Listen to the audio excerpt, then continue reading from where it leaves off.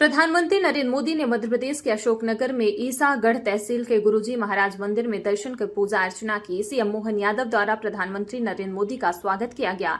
CM ने कहा कि अशोकनगर के आनंदपुर धाम की पावन धरा पर प्रधानमंत्री नरेंद्र मोदी का स्वागत किया। प्रधानमंत्री की उपस्थिति इस क्षेत्र के लिए न केवल अभूतपूर्व है बल्कि हमारी सांस्कृतिक और आध्यात्मिक धरोहर को वैश्विक पटल पर स्थापित करने की दिशा में भी एक महत्वपूर्ण कदम सिद्ध होगी।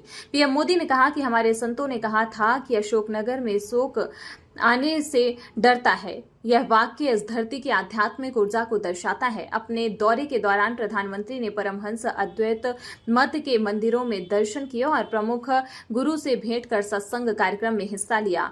इस अवसर पर मुख्यमंत्री डॉक्टर मोहन यादव, केंद्रीय मंत्री ज्योतिरादित्य सिंधिया और प्रदेश बीजेपी अध्यक्ष वीडी शर्मा भी मौजूद रहे।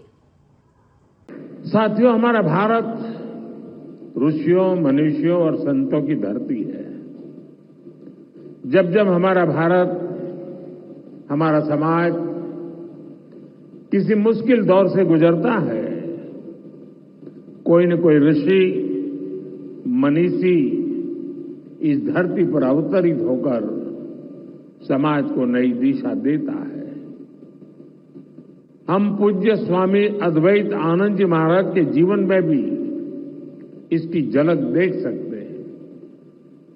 एक समय था जब आदि शंकराचार्य जैसे आचार्यों ने अद्वैत दर्शन के गहरे ज्ञान की व्याख्या की थी। गुलामी के कालखंड में समाज उस ज्ञान को भूलने लगा था, लेकिन उसी कालखंड में ऐसे ऋषि मुनि भी आए जिन्होंने अद्वैत के विचार से राष्ट्र की आत्मा को झकझोरा। इसी परंपरा में पूज्य अद्वैत आनंद जी महाराज ने भारत के जन सामान्य तक इसे पहुंचाने का बीड़ा उठाया। महाराज जी ने अद्वैत के ज्ञान को हम सभी के लिए और सरल बनाया, उसे सामान्य मानवीय के लिए सुलभ कर दिया। साथियों, आज दुनिया में भौतिक उन्नति के बीच मानवता के लिए युद्ध, संघर्ष और मानवीय मूल्यों से जुड़ी कई बड़ी चिंताएं भी हमारे सामने हैं। इन चिंताओं, इन चुनौतियों की जड़ में क्या है? इनकी जड़ में है अपने और पराये की मानसिकता।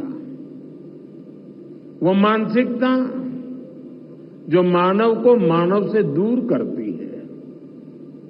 आज विश्व भी सोच रहा है इनका समाधान कहां मिलेगा? इनका समाधान मिलेगा अद्वैत के विचार में।